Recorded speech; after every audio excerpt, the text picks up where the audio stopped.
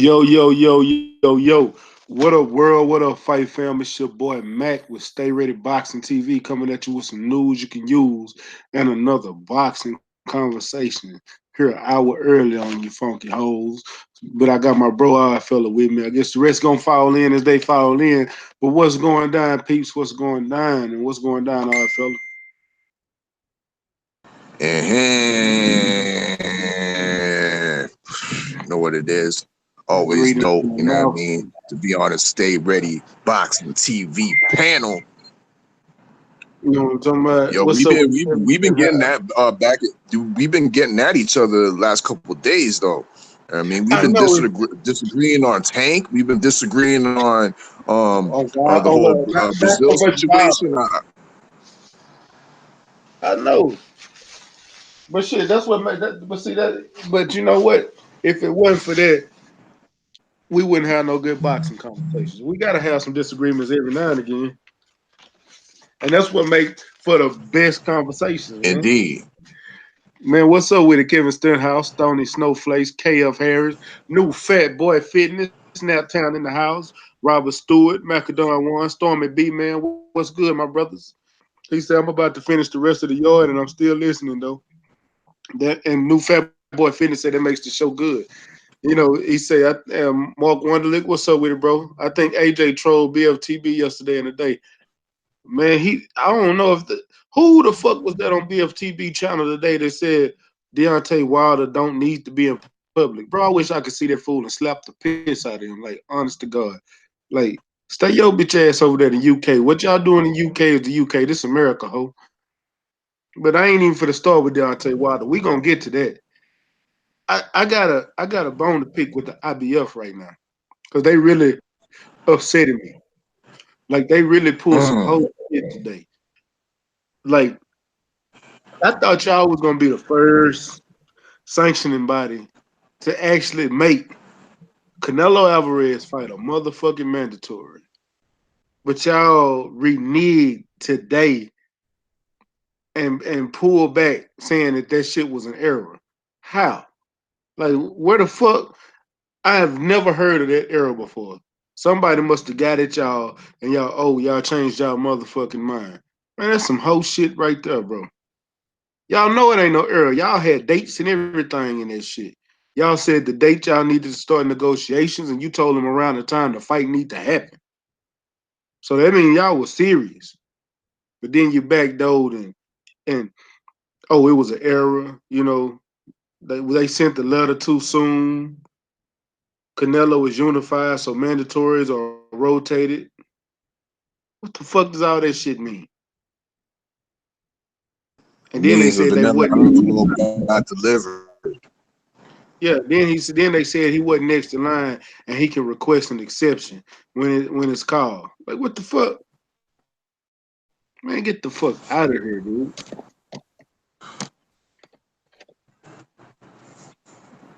I understand we don't want These Devin sanctioning Chanko. bodies, bro. Yeah, right. I understand that we don't want Devin Chanko, you know what I'm saying, as the mandatory, but man, what the fuck was that shit?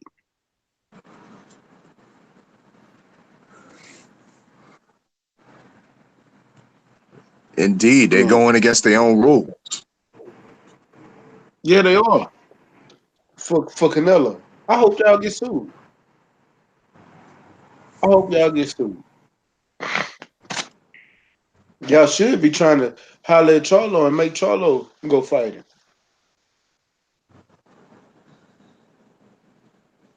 Well, like I said, to me, it's on Charlo. You should have been dropped that Right. interim strap, went over to the IBF rankings and tried to get himself ranked up in there, but he didn't. Yeah. I'm a fan, bro. You know I'm a fan of Charlo, but I agree.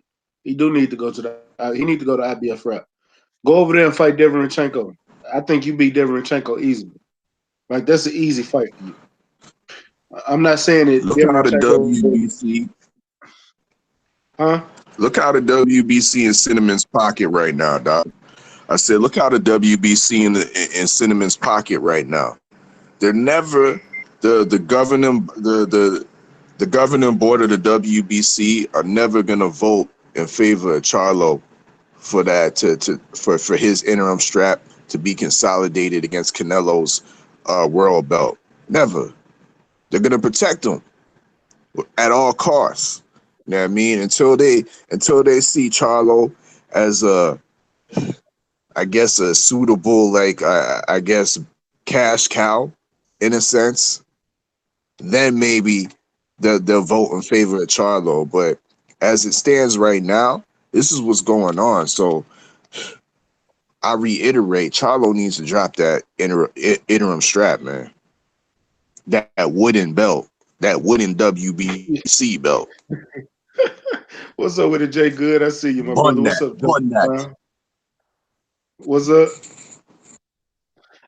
It's hard. I can't disagree with you on that. That's one I can't disagree with you on.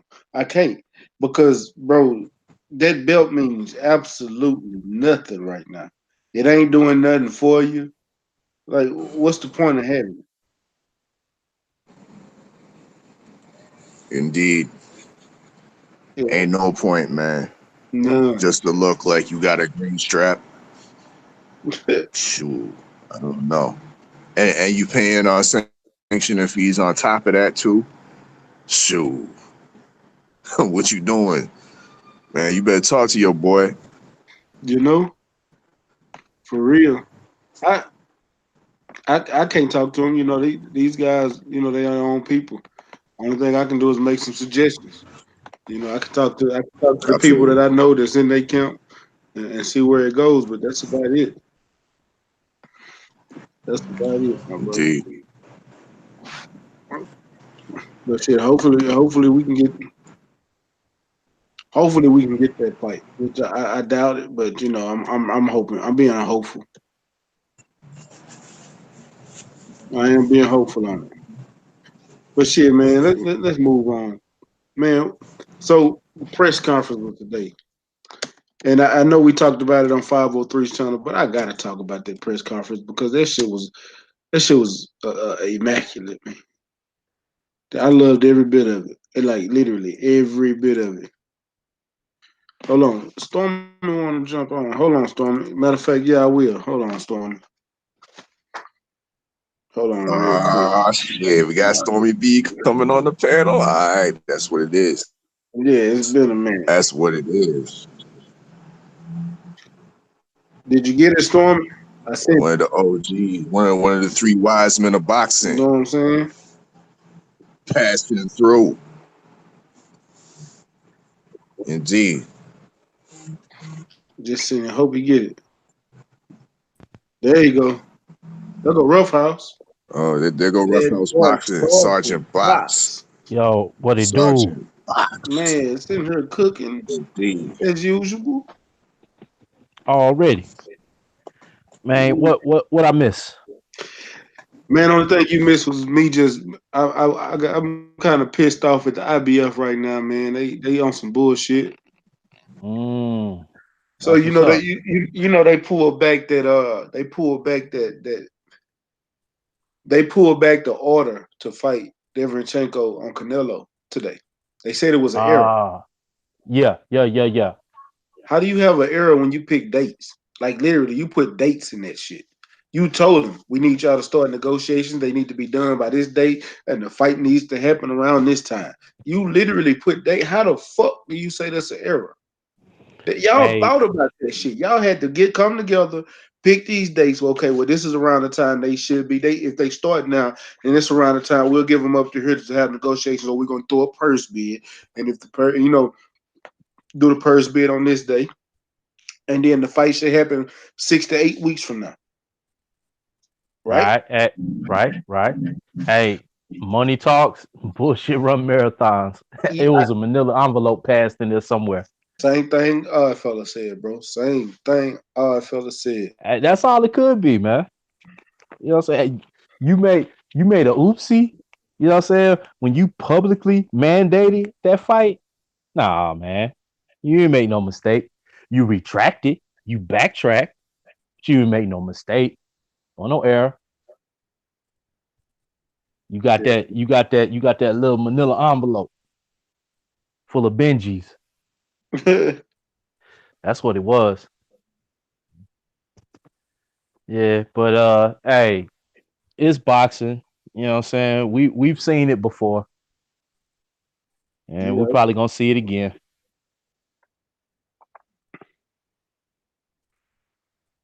I don't. I'm tired of seeing it. That's the point. What's up, one of the one? One. Man, them fell in the building. Yes, sir. Yo, odd fella, I ain't even speak. My brother, man, my fault. What he do?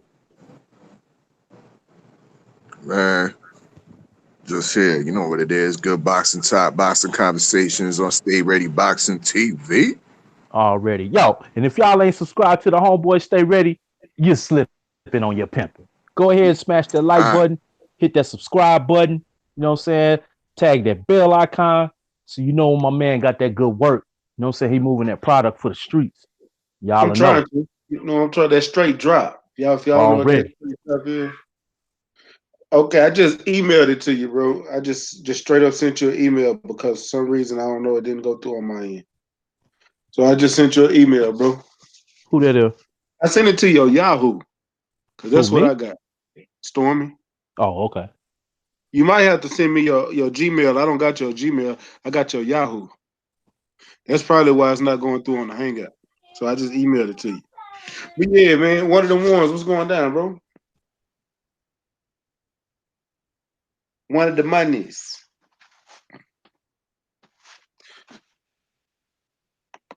Are you there? Let me see. Maybe I need to turn you up.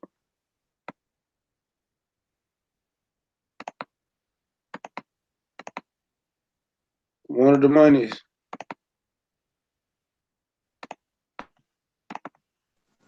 come back in and come back out. Yeah. Yeah. Could y'all hear him? Nah, not even. Okay. I just turned everybody up to make sure. Here you go. There. One of We them can't. ones. Go ahead. You're Can on you hear mute if me? you're talking. I can hear you now. My bad, my bad. Oh, Salute, it's all good, bro. salute, and big up my brothers, the usual suspects. I see the boy, the man like Roughhouse, odd fella. You ain't gotta get if you stay. You ain't gotta get ready if you stay ready. Done know, You got Respect. done know. damn right. Yes, sir. So what? I heard the brother Roughhouse going in. Who's been receiving a brown envelope this time? The IBF, bro. The IBF. What's up with the boxing counter elite? The IBF, my brother. Damn. What's happened? What's happened? Fill me in. Matter of fact, Stormy B-mail just jumped in.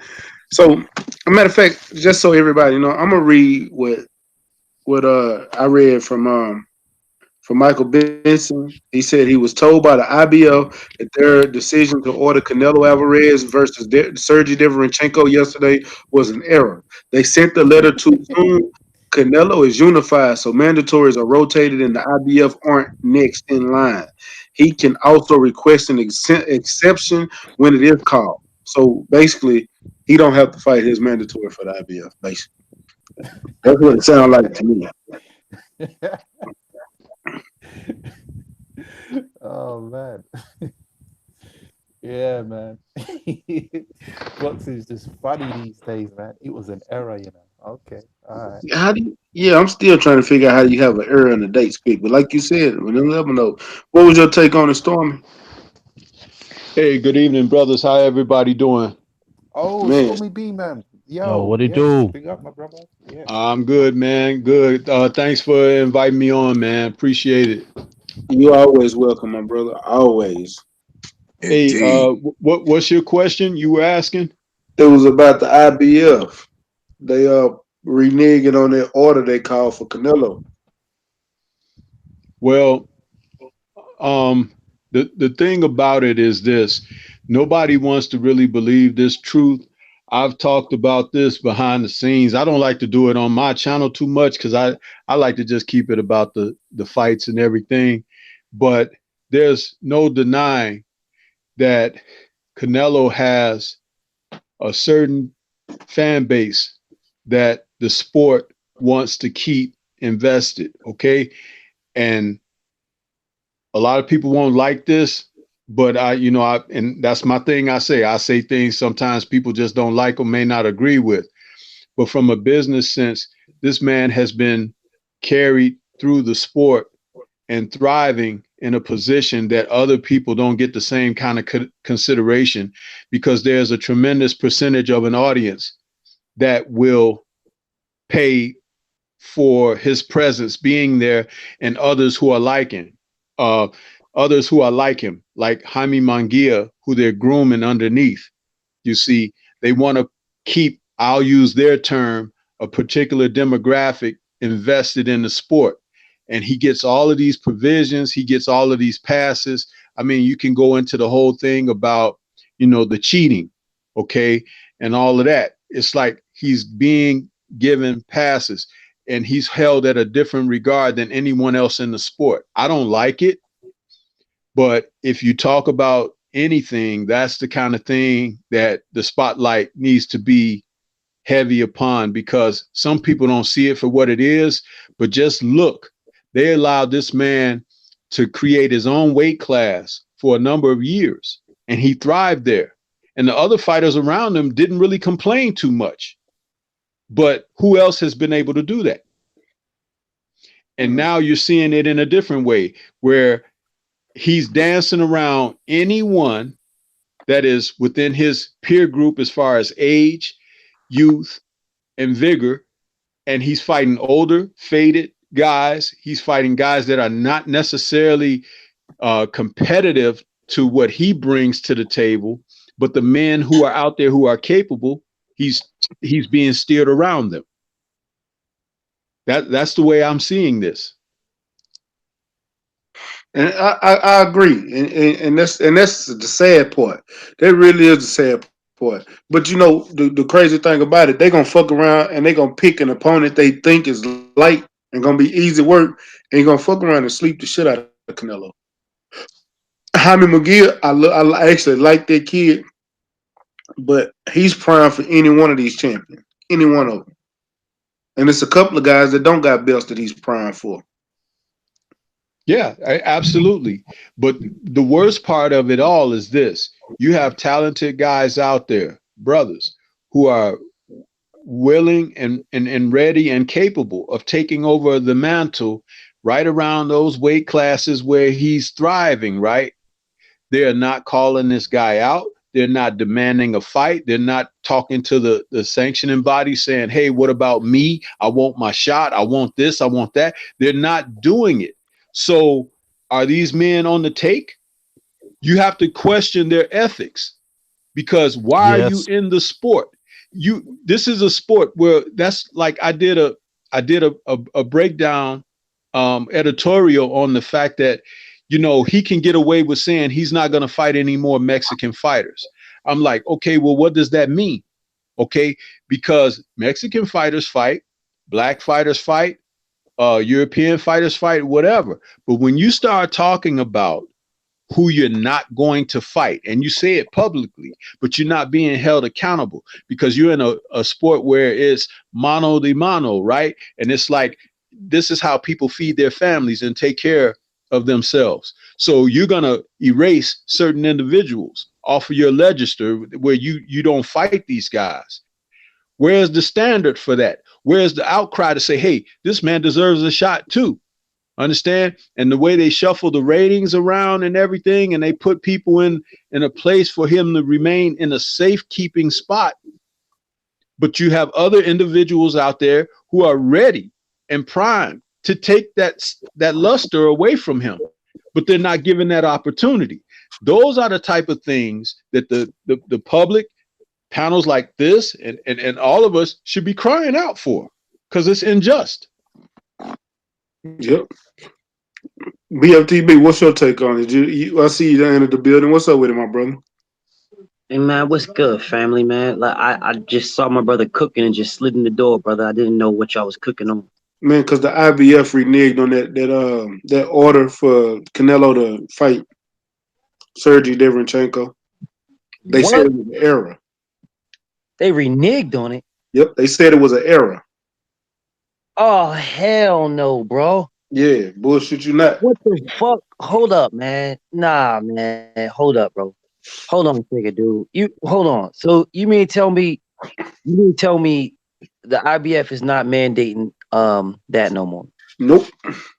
Do I need to read? I'm gonna read it again. Oh man, dude. BFTB, that's exactly what I was talking about when you came in, about holding accountable and the outcry of the guys that are all around the sport.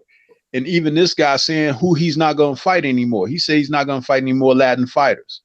But it's like everybody's in the sport participating to feed their families. You can't just wipe certain ethnic groups or whatever off. And even though he may be Latin himself, you understand?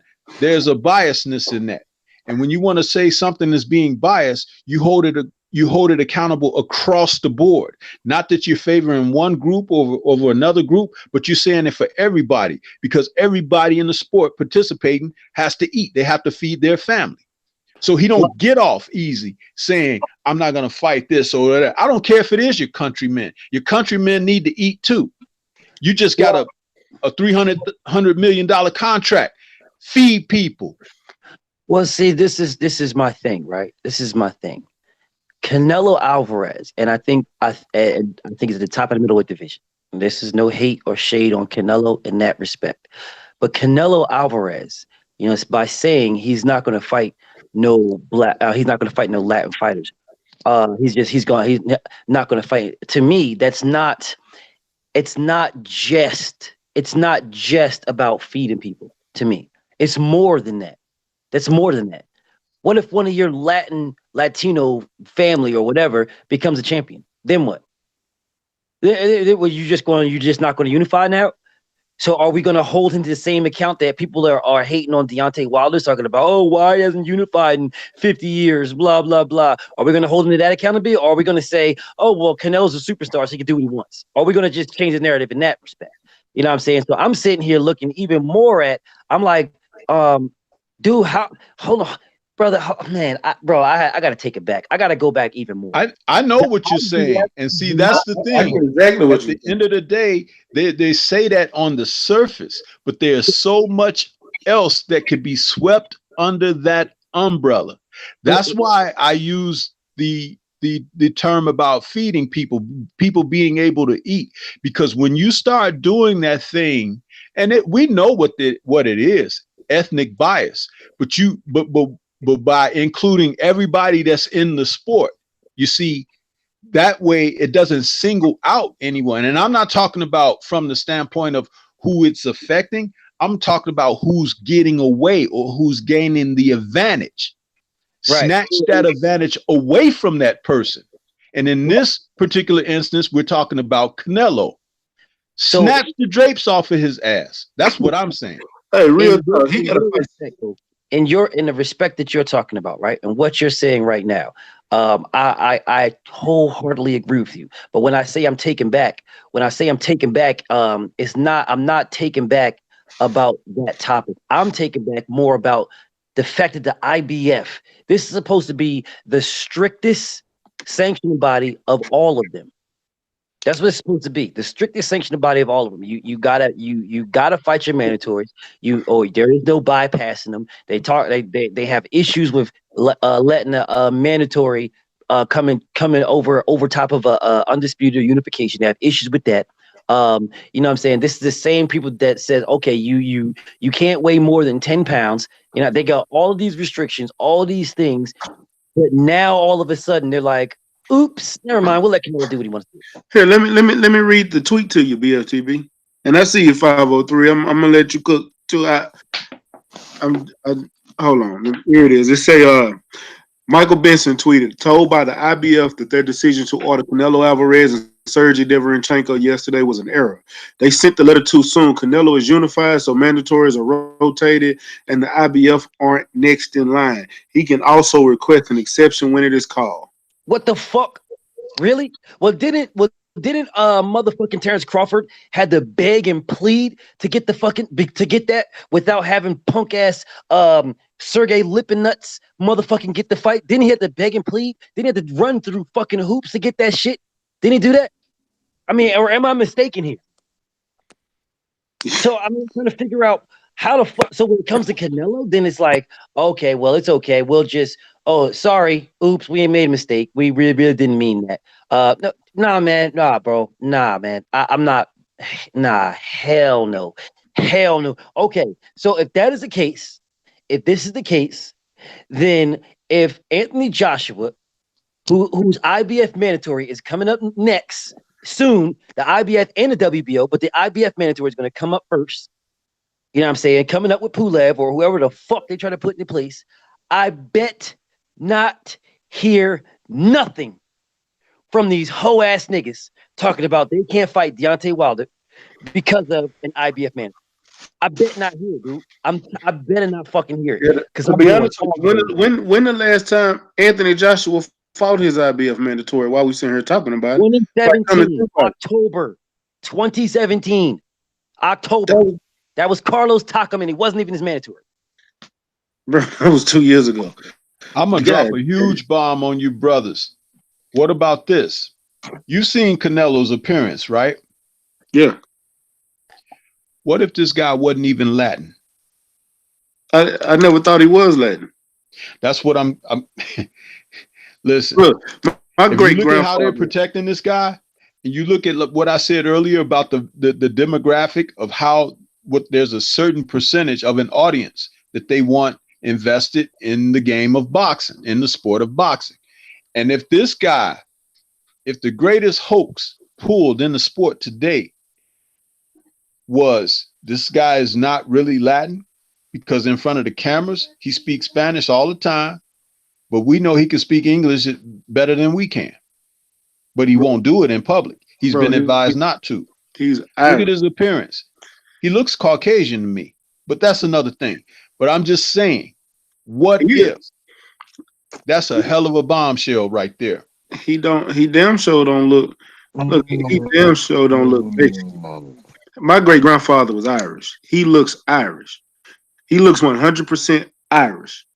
Period. He does. He's even built like an Irish guy. Remember Mickey Ward? Canelo's built just like him. He built just like Mickey Ward. Yes, he is. Built just like him. What's up, 503? What's your take on it, bro? Young 503, you're on mute if you talking. Hey, bro, come back to me, man. I got baby girl right here. All right, I see you just coming in the building. PK, what's good, bro? Mac, what's going on, man? Man, sitting here talking about this bullshit that IBF pulling. Shit, man, I just got off work. I seen the bat signal, man. I had to answer the call, man. Right on. Salute to the usual suspects, man. Salute to the chat. What's going on? Salute to the LDBC. What's the subject at hand? The IBF reneging on making Canelo fight is mandatory. And matter of fact, man, I've been trying to get into it with you. Man, Michael Venom Page got his ass knocked out Saturday. Oh my goodness, man, dude!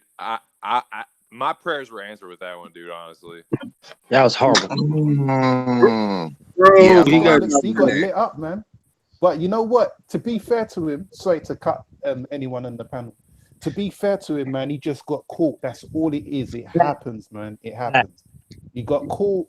He got caught on the way. He tried to. His instinct was to get straight back up, and he got caught, man. Like, it just yeah, I mean, I don't have any ill will towards Michael Venom Page. I just didn't like all the showboating because I knew that once it got up to the Douglas Lima type level and the Rory McDonald type level, he would get exposed. And I mean, you're right.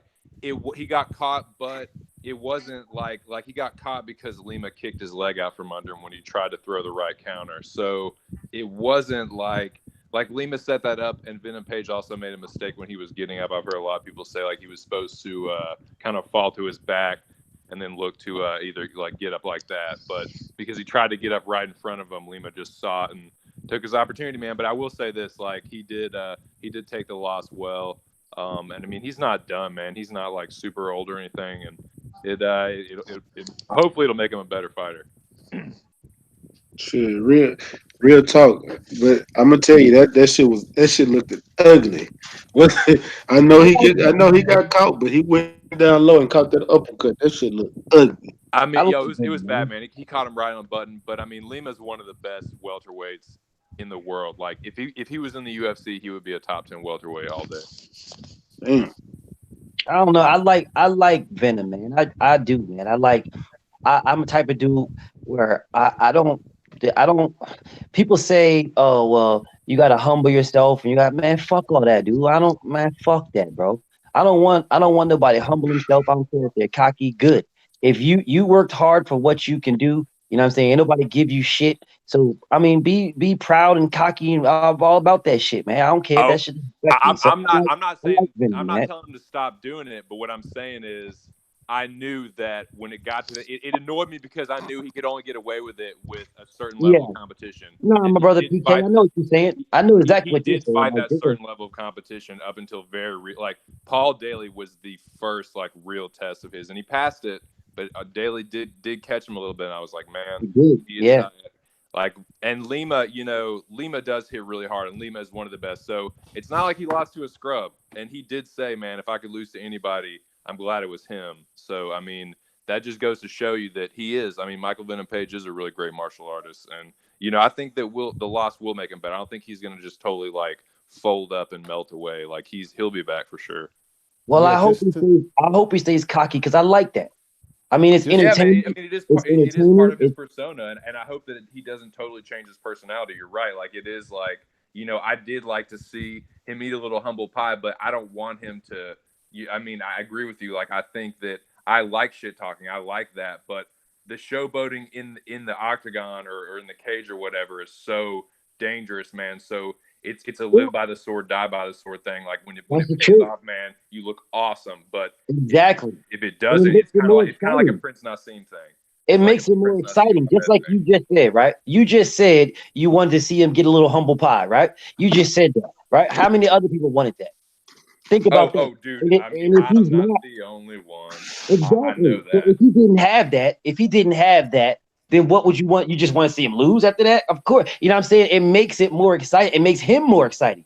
So Oh yeah. I don't want these people to be like, nah, fuck that, man. No, yeah, yeah. I'm not humbling myself for shit. You I'm want with me you on humble? that one, man. You want me humble? Humble me. That's how I'm yeah, that. That's just what to it is. just to cook off of the back of what PK was saying, I agree with you, BFTB. But I think there's other factors in this as well. Where he's a black man as well, doing all that showboating stuff. Naturally, people are just not going to like that. Anderson Silva, he Fact. was running things for a John while, Jones.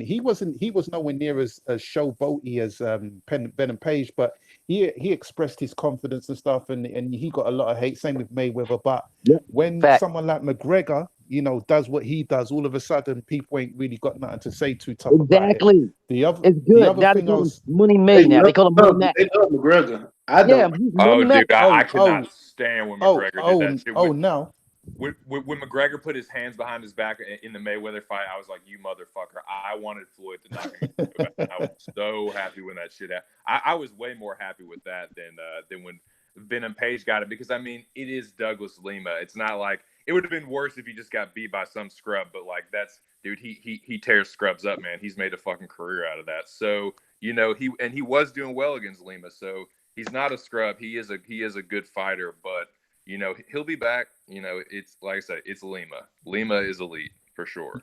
yeah, the last thing I'll say in the Page situation is that I know Page, well, not personally, but I know of him. He's from Northwest London, right? And he's been points fighting for since he was a youth. His whole family's into the martial arts. They He all fights like practice the Augustus Steve. Emmanuel Augustus. Emmanuel. Yeah. He's got, That's well, exactly. his philosophy is that he's got what's called a hands down style, and his philosophy is that he doesn't use a guard, because the moment you put a guard up, it's like you're accepting to get hit. And his whole thing is that he's not trying to get hit. That's his whole defense. Um, but with that being said, with the whole showboating thing, with him, I've listened to an interview of him, and that whole showboating thing, he's doing it strictly for entertainment. The whole Venom thing, where he raises his hand up like to Yeah. simulate a snake or whatever, that's all for entertainment. But him personally, he's actually a very humble guy. He's actually a very humble guy. The whole showboating thing, people are gonna love it, people are gonna hate it. Is what it is, but it is purely for entertainment. And Right. No. Yeah. No. I completely understand that. And this is just me. These are my personal feelings. I like shit talking, on the build up to the fight. I like that, but just me personally, when the cage closes, I like it when the guys are all business. That's just my personal taste. But as far as Michael Venom Page goes, I mean, the just showboating makes him who he is, and that is why he is so entertaining. And I completely understand that. And I don't have ill will towards Venom Page. Like, I don't want to see him get I don't want to see him be permanently hurt, but I don't think he will be. You know what I'm saying? Like, but you know, just it was just one of those, like, man, like I had a feeling it was gonna happen, but you know, he'll be back. But it's just a great thing, though. It's the great thing to have that. Even if my brother one of them ones is saying this is about he's just doing the show business type deal. Even if that's the case, I mean, me personally, I wouldn't care if that was himself. If that was him himself. If that's who he was, I wouldn't care. You know what I'm saying? To me, that's him. If that's who you are, will be that. You know what I'm saying? If that's your cocky dude, you're outspoken, then I don't have no problem with that. Just go back it up. You know what I'm saying? It makes it for even more entertainment if you can, because people are going to hate you just like Floyd, or if you can't, they're going to be happy because you lost. You know what I'm saying? It's just more entertainment value. You're not just coming there and it's just a normal fight, because not everybody is like PK. You know what I'm saying? Not everybody can look at the sweet science and break it down and understand what everything's going on and enjoy it for its intricacies. A lot of people just look at it and just say, man, I just want to see somebody get knocked the fuck out. And this guy was talking shit. Oh, I want to see him get beat. You know what I'm saying? That's the casual. Mainly the casuals. It's not the diehards like PK is, who can go in and break the shit down and you know what I'm saying, do all that stuff like that. And me, I'm not a diehard, but I'm not a casual. I'm like right in the middle when it comes to MMA. So that type of shit right there, I love it, man. I don't want nobody. Don't humble yourself. Fuck that humbling yourself shit. If someone wants to humble, if they want you humbled, humble you then. Do it. Get in the ring and do it. Because if they can't, it's going to make it all the worse. Why do you think Adrian Broner is still good? And I'm not talking about good as far as fighting, but good as far as making money, because he's a cocky motherfucker. People want to see him lose. Yeah, he's actually the sorry version of Floyd Mayweather, because Floyd talks shit and he continues to talk shit, which brings people to make them want to see him lose. Basically, what Deontay Wilder is doing right now, because Deontay Wilder done really turned himself into the villain, and I ain't gonna even lie to you, I love every bit of it, because now y'all ain't doing nothing but bringing a bigger, bro. You make it on Fox News. You know you done made it. I'm talking regular Fox News, bro. The biased ass, racist ass Fox News. He was sitting right there where they had a whole segment about Deontay Wilder saying he want to catch a body. Yep, like, and it's on Fox News. There is hundreds of millions of people that watch that. Yeah. So it could be as negative as it wants to be.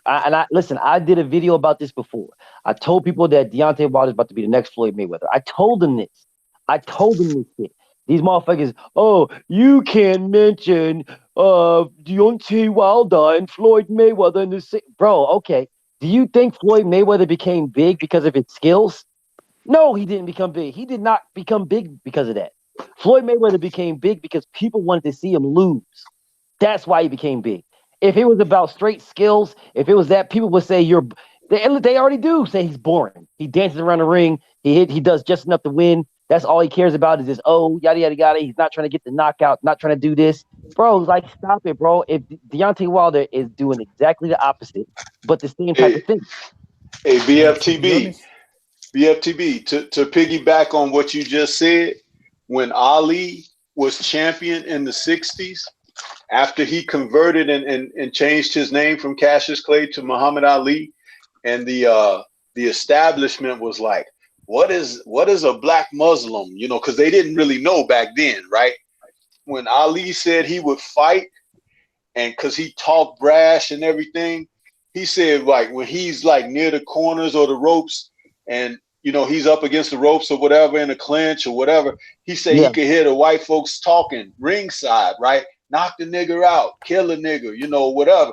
And so he said that he knew when he was talking and everything, it was building his brand, because the people would come to see him, and most of them would come to see him lose, but he was winning, but they would still come the next time because they was hoping that he'd get it the next time. Yes. So that's exactly what he did. He played on that so much, to the degree that he was so good that the government had to intervene and take the man's boxing license from him. You see? But that's exactly what he was doing back then. So this is nothing new, what you're saying. It's not. But It's you, not. it's exactly what you're saying is the truth, 100%. Hey, and Stormy B. go ahead. Yeah, I was gonna say, hey, Stormy B, and correct me if I'm wrong. Historically, whenever a black fighter has ever kind of spoke out or has been self-congratulated himself or anything like that, from Jack Johnson, Ali, Mayweather, any one of these guys, if they're a national icon, they've never been well received. Never been well received. This is a historical thing. So with Page has always been like that in the UK, but I knew the moment he started to get American coverage, I knew how this was going to go. You know what I mean? Look here. One of them ones. You're absolutely right. I'll give you a modern day star, a megalo star, Mike Tyson. When Mike Tyson came along, Bill Caton and Jimmy Jacobs were modeling him after Joe Louis. Mike Tyson had endorsement deals and everything. Okay. Well, Jimmy Jacobs passed away, and it was just Bill Caton left. And Bill Caton didn't have a close association with Mike as Jimmy Jacobs did. So Don King snuck in. But Don King understood the business. So Don King got in Tyson's ear, started talking that brother talk and this and that. And Tyson almost overnight went from being a kiss your baby, take pictures with your family type champion to a brash, bold, loudmouth guy talking about he wanted to drive somebody's nose into their brain and he wanted to eat their children and all of that stuff. That didn't happen. That didn't happen when they brought him up.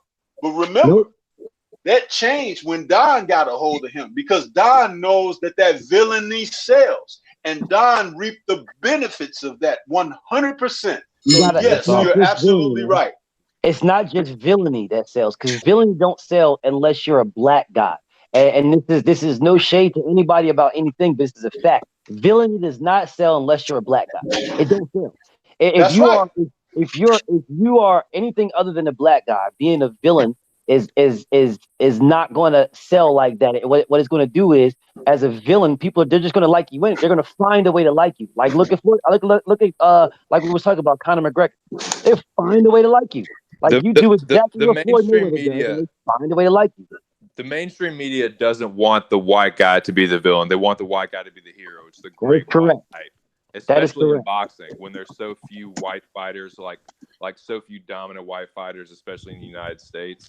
Of course, they don't want the white guy to be the bad guy. They want him to be the hero. And look at when Evander Holyfield reigned heavyweight champion. He walked around, didn't talk much. He talked about God or whatever. They was like, "Oh, that's boring." So when Bo beat Holyfield, they was glad to have a new champion in there. They was happy because they was like, that goody two shoes Evander.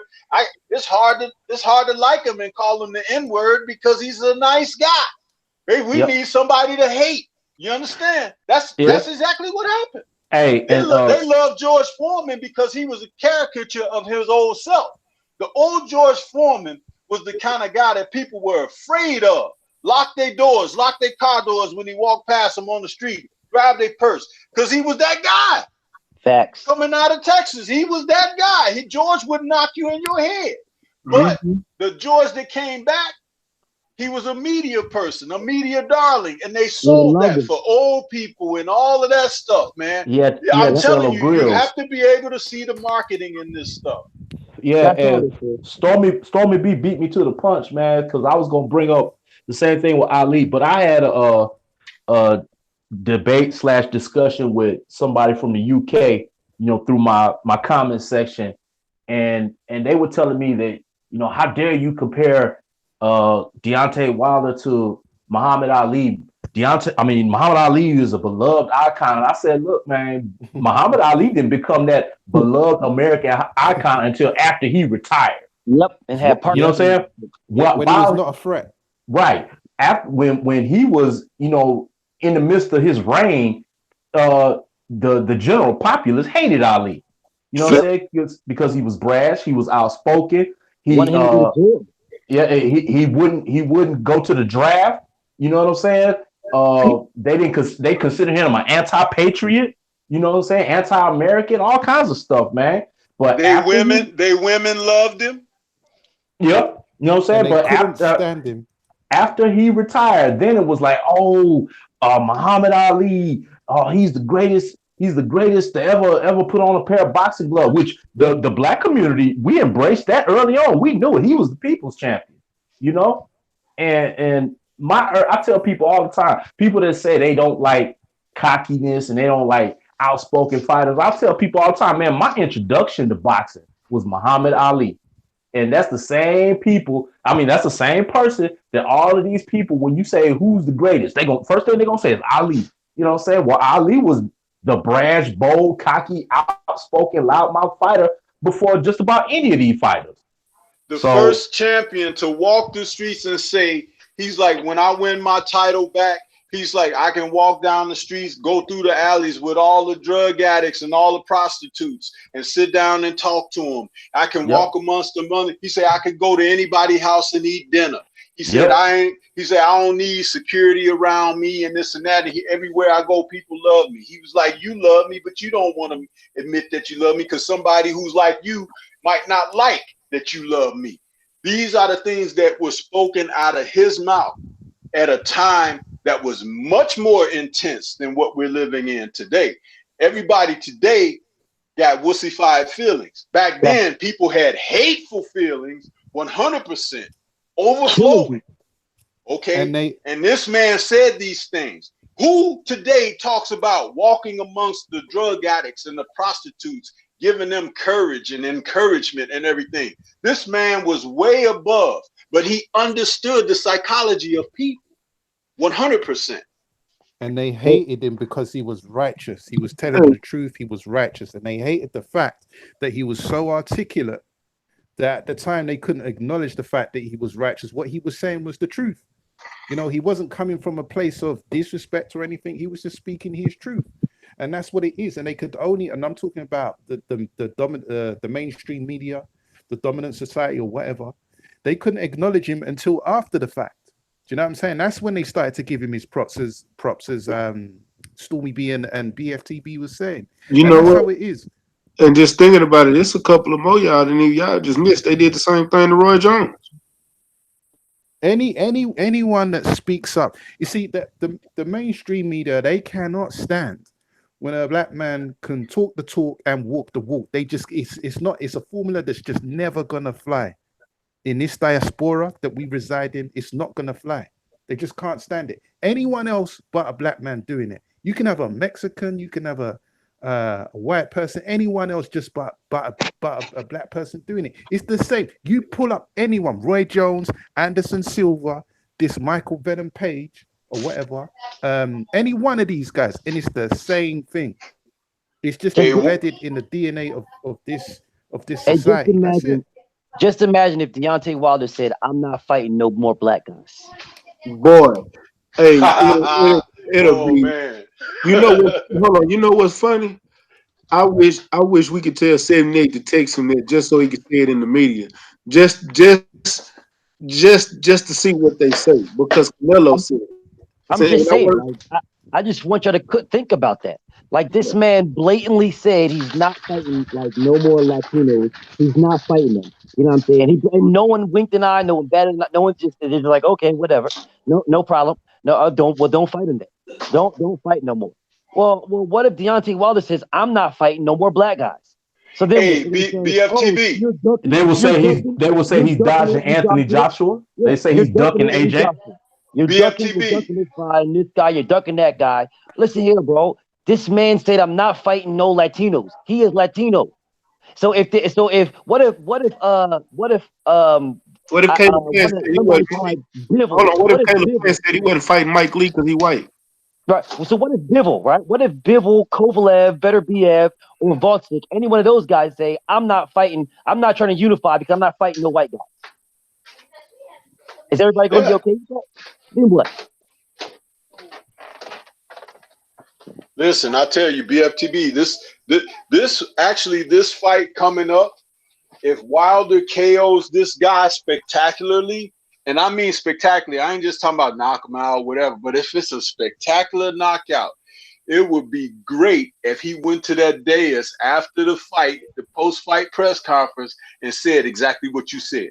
If he went there and said, y'all made such a stink and fuss. I said I wanted a body on my record and everything, and you know I pretty much bodied this guy. Since y'all was so down on me, you know what? From here on, I don't want to fight no more black fighters no more. Hold on, Dude, I'll make do you know what that would do? The hot wires of the sport will burn up for the next 24 to 48 hours. What if he said I wouldn't fight no more Americans? Wow. That's something to think about. I'm just saying. And I would think it would be a masterful marketing ploy for the heavyweight champion of the world to say something like that, especially since he's got everybody ear right now hot on this very subject that what we're talking about. You know, to be honest with you, ever since he got on the radio Raheem ass and went viral with those statements, it seemed like everything he say has been up under a fine-tooth comb. Matter of fact, BFTB, since I got you here, I don't even know who that dude was on your. That's why I text you and said send me a link, because that dude really pissed me off, boy. Who the fuck was that talking about Deontay Wilder don't deserve to even be in public? Like that. Oh, that was this guy over in the UK. He's got a channel over there. I think he's pretty big too. What's his name? Raphael Radio Raheem something like that. It's like Raphael Raheem Boxing. That's what it is, something like that. Hey, BFTB, I don't know how you do it. I've never seen so many UK duns come through your channel. I don't even know that many UK people on YouTube. I don't know where they come from. So when I used to hear you talking about UK, I was thinking, what's he talking about? When I rolled through, I was thinking, who are all these people? I've never seen them in my life. Here's the crazy part too. Here's the crazy too about that, right? It's 1 a.m. over there. These hoe ass niggas will stay up all day, all night just to talk to me, or just to get on my live and talk shit about it. I'm sitting here like, dude, do you have a fucking life? Honestly, do you have a life? Because you literally stay up all day just to get to my life. You know when I'm coming on. As soon as I go on, bro, if I would have told anybody I was coming here, it would have been filled with trolls. Filled with trolls. Hey, to be honest with you, I'm surprised it's not filled with trolls today, because normally when nobody else coming. Yeah, but you didn't tell nobody last time, and it was filled with trolls. I think I did tell him I was going to Max though. Oh, I've never heard of this. I've not heard of the Raphael guy, whatever his name. I've never heard of him, to be honest. But I don't get it, man. If you don't like a certain channel or whatever, why do you keep coming through? Like, just don't watch it. They love me. You know what I mean? They like, bro, you ever heard of one of the ones? You ever heard of Pain Freaks? I don't know why they keep coming through. If you don't like the channel, don't watch it. But they do like it. They love it. Hey, which sadomasochists. That's what, no. I was gonna say which are the type of people that love to be abused and sadomasochists. Yep. What they're either sadists or they're masochists. Because one of them, those I think they're the sadists. They're the ones that like to be the abused one. Because I said the same thing. I was like, bruh, how do y'all continuously go back time after time, day after day? You know what's gonna happen. You already know what's gonna happen. Dude, it's the new crack.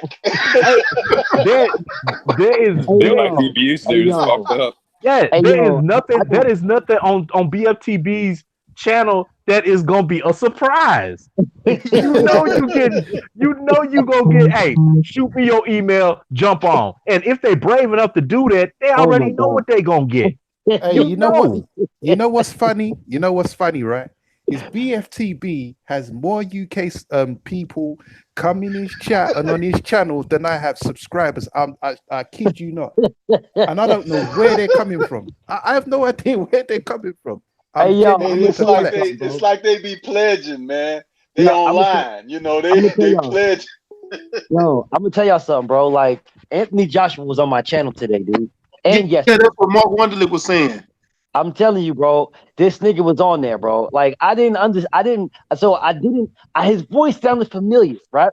But I'm like, nah, that can't be him. Whatever. This dude is weird. But every time I would say something to him, this nigga would always be like, he would always be trying to like garble his voice up or some shit like that. Like So I'm like, I don't understand you, dude. Like, what are you saying to me? You know what I'm saying? But then every now and then he'd be like, saying some stuff that was coherent, and I understood what he was saying. So I'm like, how the fuck is this dude? One minute he's saying a whole bunch of gibberish that I don't understand, and the next minute he's talking straight coherently. So I'm thinking he's on drugs and shit. But he came back on today, and when he came back on today, Drew Titan was on, right?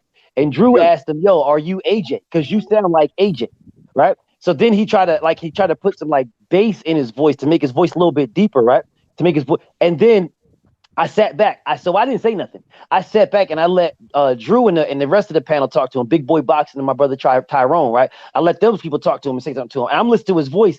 I'm like, that's AJ. So what I did was I brought up a video of him talking to Dominic Breazeale. My dude, it sounds just like this dude. So we started calling him AJ. I started calling him AJ. I was like, that's AJ. Your name is AJ. You know that you're AJ. Your name is Anthony Joshua. That is you. Yo, tell me why this dude got quiet and hung up. I sent him the link to come back on. He never got back on. Hey, VFTV, what name did he come in under? It was under something with a Z. And I said, bro, your name is AJ. So you changed your name to something with a Z to get as far away from AJ as you possibly can. You came in under a different name. You are AJ. You're fucking AJ. You're an AJ on my channel. This thing got quiet as hell. He didn't say nothing. I was like, because me and Drew was like, show your face. That was on your stream today? That was on your stream today? Today. That was on my stream. Man, I gotta go back and listen. I didn't get a chance to hear you today. I'll check it out. I'll check it out and see what I think. And I even did it though. I went and pulled up a video of this nigga, Anthony Joshua talking, right? And I played it. This nigga left, B. He left. He got off my channel and everything, just left. And I tried to send him the link back to come back on because I thought maybe he got disconnected or whatever. He never came back. Never came back. Him. I ain't even got to hear it. That was him, man. That's how he act. That's his behavior. Fact. Oh man. I'm dead ass serious, man. Go check the live, bro. Go check it. Matter of fact, don't check today's. Go to yesterday's first and look towards the end of my video yesterday. You'll see this dude is talking like you'll hear him. He'll say words to how I'm saying them, but then he'll start saying bro, like try to like dim and fuck his voice up to make it seem like he was like you gotta hear it. And then go to today's, right? When I brought Drew on, when I brought Big Drew on, and Drew called him out. He was like, "Yo, I'm not trying to be disrespectful or nothing, bro, but are you AJ? Because you sound just like you." And that's when I didn't say nothing. That's when I didn't say nothing at that point. I just stopped. I stopped, and then I went back and I listened, and I'm just like, I'm letting him talk, and I'm listening. I'm like, that's AJ, dude. That's fucking AJ right there. This is AJ talking to me, man. And the nigga straight dipped off. As soon as I put him on blast, I was like, okay, show your picture. And we got quiet. Like, show your picture. Say something. The nigga didn't say nothing else and left the channel. Oh man, that is too funny. That is too funny, bro. I'm being dead ass serious, bro. I'm telling you, I'm not lying, bro. I'm being dead ass serious. If anybody was on my chat that's in here right now, they can tell you, bro. Mark Wonderlick was telling you before you as soon as you got on, first thing Mark Wonderlick asked, he said, "Bro, did you ever find out that was AJ on your channel?" Wow. Matter of fact, because Mark called it out yesterday. Mark called that shit out yesterday, bro. Mark called it out because Mark was like, "Yo, that sound like AJ, man. That sounds just like AJ." Yeah, I wasn't even paying no attention because I'm just trying to body bag the nigga, so I wasn't even paying no attention. But then today when he came back on, I was like, "Wow, that's that dude, man!" And I'm telling you, I had to play the fucking Anthony Joshua when he was talking to Dominic Breazeale. I had to play that to verify it was that nigga, dude. It was Anthony Joshua. This nigga straight dipped too. After we put him on blast, he dipped out. Hey, Mac, this is what I wanted to say to you, Mac. Yeah. You there? Yeah. That's what I was saying earlier about when I said about holding Canelo accountable and the guys that are like not talking up, saying, "Hey, I want to fight that guy," or whatever. These guys are listening, man. They listen to what you guys are doing. I mean, because I'm, my channel, I'm very young in everything that's going on. But you guys that are already established and been out there a minute, and the seriousness of how you drop the information in your panels and your live streams, these guys are out there listening. You've got their ears, and here is a perfect case in BFTB's instance there that they're actually even coming on the channel now. You understand? So you have to keep your foot on their neck, man, because eventually they're the ones that'll break you. They can't break you. They can't break the community, but the community can break them. Fact. See, think about it. This guy had to get on. He had to actually. He got the gumption up to get on with BFTB, but he couldn't. He couldn't even say, "Hey, man, I'm AJ." You understand? Mike James Boxing just said Danny Garcia called into the Boxing Voice a few months ago talking shit about Earl Spence. He had a hidden name. Wow. Yeah, but this is what I'm talking about. These guys are out there, man. They're out there. But you're talking the good talk. What BFTB is doing, and plus he's got, like they were just saying, he's got a huge chunk of that UK audience. And so AJ is loyal to his UK family. So it's like he probably heard them talking about BFTB. He's like, well, I want to get on. I want to see what this guy is about, whatever. And he probably just went on, thought he'd come in incognito, but you're too smart for that because you're on top of it. But it just shows that what you're doing is the right thing. You're putting the pressure on, you see? And they're exposing themselves. They can't even. It's like a guy that done got with a woman. He been so excited to get with her, and then he done in 30 seconds. You understand? It's like you put that pressure on them, and they popping left and right. Danny Garcia getting on there on the Boxing Voice, couldn't help himself. Had to get on there and say something because they were probably touching a subject that was hurting him. You understand? Or talking about him being scared, or how he ain't stepping up to the plate, or whatever. And these guys feel like they got to lash out back because the new media thing is taking over. It's the old media guys asking them, hey, where'd you get that watch and all of that? Ain't nobody want to talk about that. We want to talk about why you ain't fighting this guy right here that's breathing down your neck. Huh? This is what it is. Keep doing what you're doing, brothers. I salute what you're doing. I support what you're doing. And I'm coming in right behind you with backup. But keep your foot to their neck, man. Hey, salute, panel, man. Hey, I'm about to dip out, though, man. Hey, much love and respect to everybody on the panel in the chat, man. All right, bro. What's the way? Salute, Peace, bro. BFTB. Salute. Brother. Follow, bro. Be careful, bro. Hold it up, BFTB. Right on. Legendary Top Cat. What's up with it, bro? Man, what's up, man? I had to make a cigar run, man. I done got home and man, I ain't even got nothing. I flipped the whole house up with looking for a motherfucking cigar, man. What's up with it though? Bro, that's why I got these 1.5s. I just rolled me up one. Y'all can have the cigars. Just give me my 1.5. It's just me. I don't need all that. Yeah. He old school with it. You saw some papers, huh? You Yeah, got that man. right. I ain't heard 1.5s in so long. Shit. That shit sound like he come with a. That shit sound like he come with malt liquor, nigga. You know what I'm saying? Bro, ain't bullshit. Look, where there be? Hold on. Where that motherfucker at? Did I just turn the camera off? Shit, I ain't bullshitting. Yeah. Goddamn, my 1.5. Shit. Hey, you know if you smoke that, your name officially get changed to Rudy Lee. Yeah. Really? Hey, yeah, hey, Rudy Lee got them papers. Go holler at Rudy Lee. He got the papers. Hey, that's that Kim folk. Hey, Yeah. I know my Kim folk Rudy Lee got some. Shoot, yeah, Rudy Lee got the papers. Yeah. Man. Yeah, man. This boxing boxing stuff is crazy right now, man. Man, bro. So hey, I'm gonna add legendary. What do you think about the basically I'm gonna start with this one. I asked you about the IBF reneged on Canelo. That mandatory they called for him to fight Sergey Deverenchenko, they pulled back on it. Yeah, they did.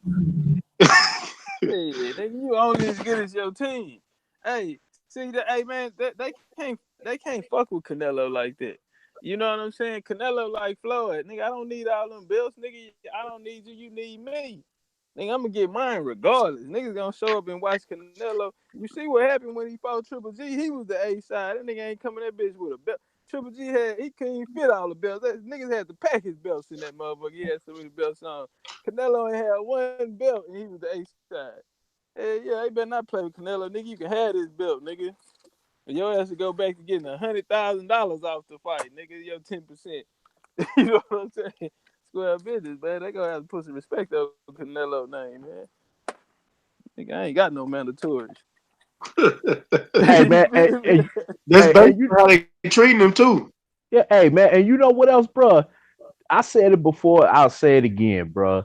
Every time that these sanctioning bodies make a mandate, that don't mean nothing. That ain't nothing but a strong suggestion. We would really, really, really love for you to fight so and so. In most cases, you know what I'm saying? Because look how many fighters have just blatantly said, "Nah, I ain't doing that," and went a different direction. You know, and Canelo, I mean, by the rule, him not making that fight, if Canelo would have just said, "Nah, I ain't fighting him," he was supposed to be stripped. You know what I'm saying?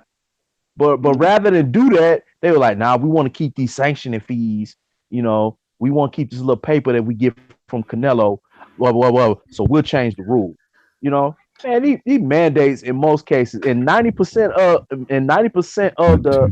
the mandates that come down, they just strong suggestions, and it shows how much power the sanctioning bodies really don't have. You actually right, because when you get a superstar, like I'm gonna be honest with you, Deontay Wilder's kind of reaching that point too, to where he's getting to the point to where these belts really don't matter no more because the world knowing, and he ain't losing. And as long as he's steady knocking people out, he's already getting that villain role, and people just want to see him lose. Real So talk. they don't care if he got a belt or not. They just want to see him lose. He's almost there. He's like right on the cuff of that. Doing y'all agree with me? Yeah, I do. What's up with it, Abel? Mahari Nation. You on mute if you're talking, champ.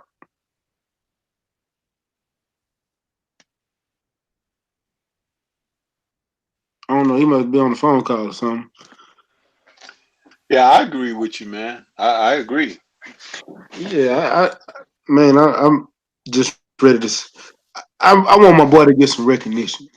I know it's gonna people gonna hate, and actually, I think Lennox Lewis kind of got his corner. Did y'all see what Lennox Lewis tweeted a few hours ago? What did he say? He said, "Every man, woman, boy, or girl brave enough to step in the ring competitively assume a certain risk. We all know what could happen in the worst case scenario, and we all pray that it doesn't. We pray for our own safety and that our competitors to this Ha day, ha. with, Uh huh. with Big. See, but Lennox was on the other end of it, and he didn't act like no pussy like the way Breazeale be acting. And yeah, same with his trainer, Virgil Hunter, acting all outraged and shit, trying to get the man suspended and get the man fined. This is ridiculous. Ain't no need for the hearing. I ain't hearing shit. That's what Wilder should be saying. facts, facts. Hey man, I'm gonna tell you, brothers. Lennox has always had ice water in his veins. I remember a story about Lennox Lewis for the '88 Olympics, and he had gone back for a second time because the first time he had lost to Stevenson, and he went back that second time. And when they were, I think, what were they in California somewhere? They were at one of the meets, and he ducked his head in. It was Roy Jones and a couple other guys, Riddick Bowe, and he was like, "Hey, who's the heavyweight guy here? Who's Riddick Bowe?" And everybody was pointing over there to Big Daddy, right? They pointing, "Oh, there's Bowe over there." He said, "You Riddick Bowe?" He's like, "Yeah." He's like, "I'm fucking you up," and he walked out the room. Okay, See, that was before they even faced each other, you know, and for the gold. But the thing about it, and why I'm telling this story, is Roy Jones and all of them was right there. They was right there. They was like, damn, you know, this guy representing Canada, whatever he was representing for the Olympics, UK or Canada or whatever. But yeah, you right, Canada. he stepped to him and let him know, I'm taking your dinner. You understand? So when he and years later during his career, because he spoke with an accent and he's a kind of regal guy, that don't mean he a punk.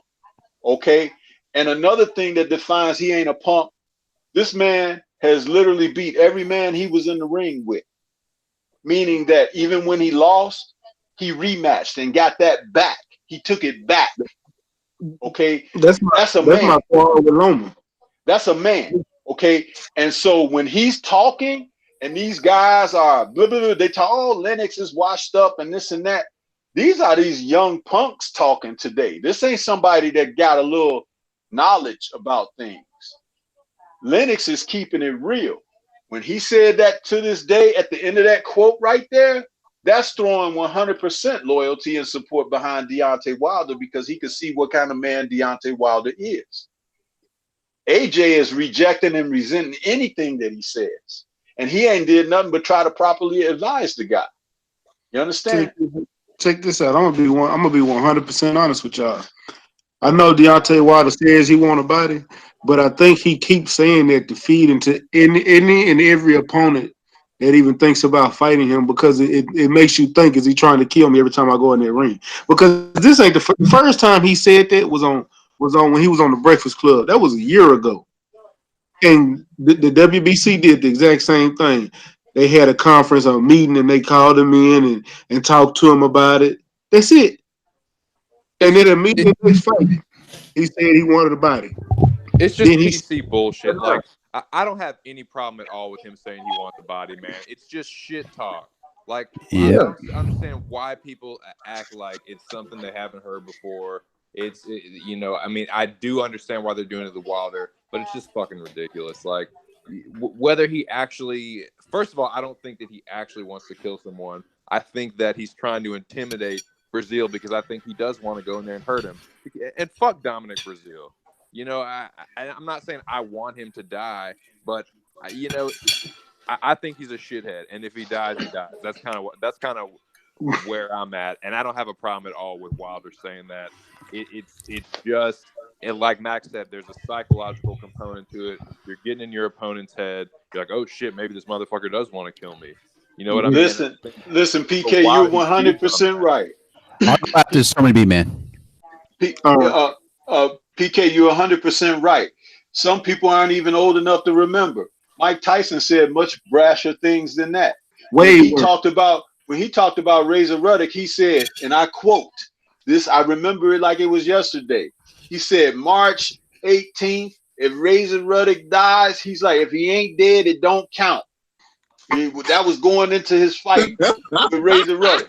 Mike Tyson said, if he's not dead, it don't count. Bro, I remember. He said, I'll fuck you till you love me, faggot. Well, that was later. That came years later. But this and that wasn't Razor Ruddock. That was Razor Ruddock and him was getting ready to have their first fight. That was nasty, man.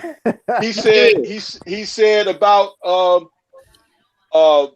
one of the fighters that he had fought, and he hit him and knocked him out with an uppercut. And Jesse Ferguson, he said, I was trying to drive his nose into his brain. You understand? It was brutal. When he beat Tyrell Biggs, he told Larry Merchant right there in the ring, when I was punching him, he was screaming like a woman in there, making woman sounds. And Larry Merchant said, woman sounds. He was like, yeah, like, like that, you know. And Mike was saying these savage things, man. And it was like right off the cuff. He was saying them. And people back then, they were like, ooh, cringing, you know, but like today, it's like, oh, Wilder should not be allowed to fight. He wants to kill a guy. Man, this is bravado. He's not going to sit down and play with colored pencils and markers and coloring books with the guy. They're going in there to knock each other head off. He's supposed to say these things. This is what a warrior does. But you Right. want him to go in there with some damn sparkles or something and dance around the ring? No, he's going in there to knock the guy's block off, and the guy's gonna try to knock his block off. So he I wouldn't says, have "Hey, hurt I'm him, gonna but kill him." not too Y- bad. You know, Um, like whatever. let me say this though too, guys. And Stormy B man, you made an absolutely great point though on that though. I mean, people don't listen. I'm ashamed of this generation though, bro. These dudes are so PC. It's sickening though, man. Listen, boxing is a barbaric sport. It's been that way since the gladiator days when they had to use weapons, swords to kill each other. All right, that's how it's been. You know what I mean? I mean, hell, Sergey Kovalev killed a man in the ring. In the ring.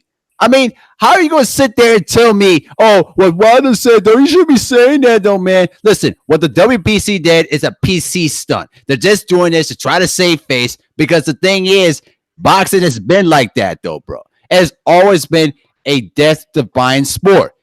There have been boxers in history that literally died in the ring. So I don't want to hear none of that garbage. You know what I mean? It's just absolutely sickening how these new people these days try to justify. Oh, you can't say that, though, bro. You're not supposed to say that kind of thing, though, man. Now get out of here, bro. I don't want to hear none of that. Boxing is a violent sport at the end of the day. That's why I posted that video this morning. If y'all haven't checked it out, go check it out. It's just me ranting. And Battle Hub, you completely right. I actually mentioned that I think it was on somebody's earlier. But yeah, Sugar Ray Leonard. I mean, Roberto Duran turned Sugar Ray Leonard's wife. You know I'm gonna murder your husband, right? Like real talk. This is just Facts. boxing. It's a part of the sport. You gonna get it. You don't like it, get out the sport. Don't watch it. Because every single fight that you watch, it has the potential for a life-ending punch. Boom Boom Mancini, Sugar Ray Robinson, Kovalev. They didn't murdered people in the ring. It's been amateurs that y'all never heard of with headgear on still lose their life from a punch. Uh, Adonis Stevenson almost lost his life from Vostok. He And was in also, a fucking coma. And also another one, stay ready too. Remember Billy Collins Sr.? Y'all youngsters don't know about him. Listen, this was a young up and coming prospect that fought against Luis Resto with bad gloves because Panama Lewis took the padding off of Luis Resto's gloves and basically blinded the man and ended his career on the spot. Boxing has been a dirty combat sport for years, and if you don't like it, don't watch it. Hell, the last Ali Frazier fight. Shit, they were killing each other literally. Damn right. Am I lying, Stormy? You're not lying, and a lot of people didn't know this. Joe Frazier was legally blind in one of his eyes, which is why Eddie They Futch stopped the fight at the end of the 14th round because his good eye was completely swollen shut. Right. So the legally blind eye was still open, but he couldn't see. So Eddie Futch stopped the fight. Okay, now legally blind in one eye, and he was still fighting in one of the greatest fights in history, the Thriller in Manila. A lot of people didn't know that little tidbit. He was legally blind in one eye. Okay, by that point in his career, he wasn't that way all his career, but at some point when it got close to that fight, Joe was legally blind in one eye, and he could not see out of the swollen shut eye. So Eddie Futch had to stop the fight. Hey, And that's when he was saying he didn't want his fighter to take any chances and get killed. People think like, well, he had one good eye, his eye is swollen shut. But Eddie didn't have to elaborate at that time out of respect for Frazier, where he was in his career and everything. But this is the true story of why he stopped the fight, because he was legally blind in one eye and the other eye was swollen shut. Hey, also, Stormy B man, here's another little tat about that blind eye what you were talking about too. Joe Frazier's eye was basically blinded off of a training action in 1964, and that's what Eddie Futch remembered that one too. Mm-hmm. Yeah.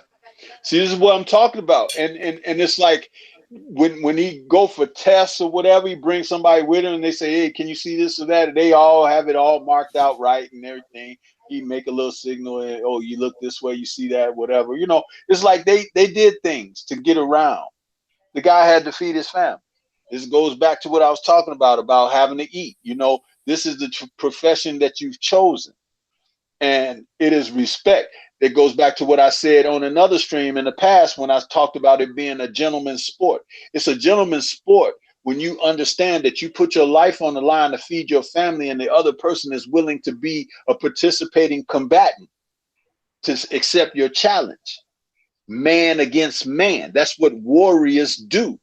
You understand? That's why warriors, the old adage is they'd rather die on their shield, okay, than to go back broken. You understand? So that's the whole thing, the gentleman's sport. There was a certain amount of respect given and garnered to a gentleman because he was greater than the average dude, okay? A gentleman. Now, you don't call everyone a gentleman. You understand? And somehow over the years that has been tainted and misconstrued and has less of a value and consideration now. But that's what that meant at a different time. Yeah. It's man, this whole era right now that we're in is the generation or whatever y'all want to call it is just too sensitive. Everything is too sensitive. Did y'all see? I'm gonna just add this. Did y'all see what was it Monday? To where it might have been on Friday, to where that chick that was an author, she was a book author, just finished writing a book, got a nice following on Twitter.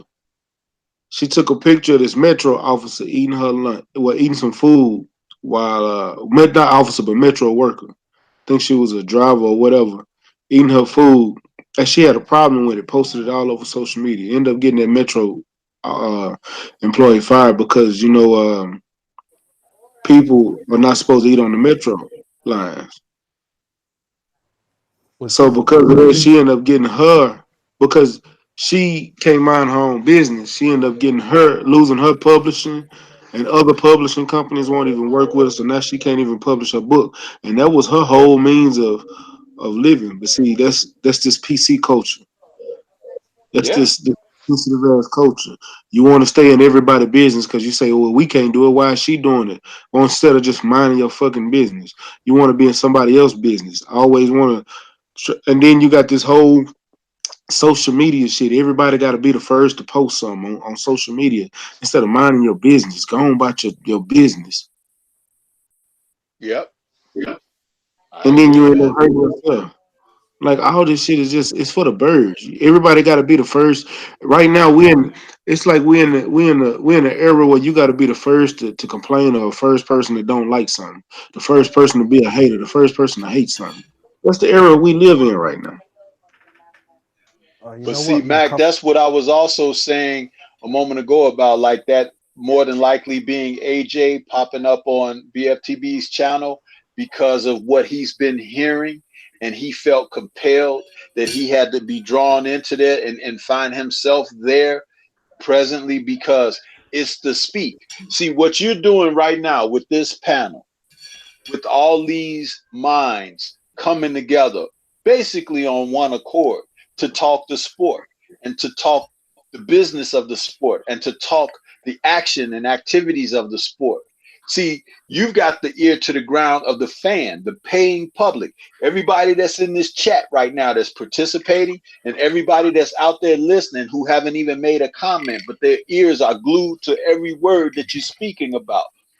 This is what's happening. That's the new pulse. You understand? And even though you're doing it here collectively with every gentleman that's on this panel, what happens is you're still connecting, you're networking, and that reaches someplace. You understand? It reaches beyond where you are presently. Each and every one of us is probably in a different city.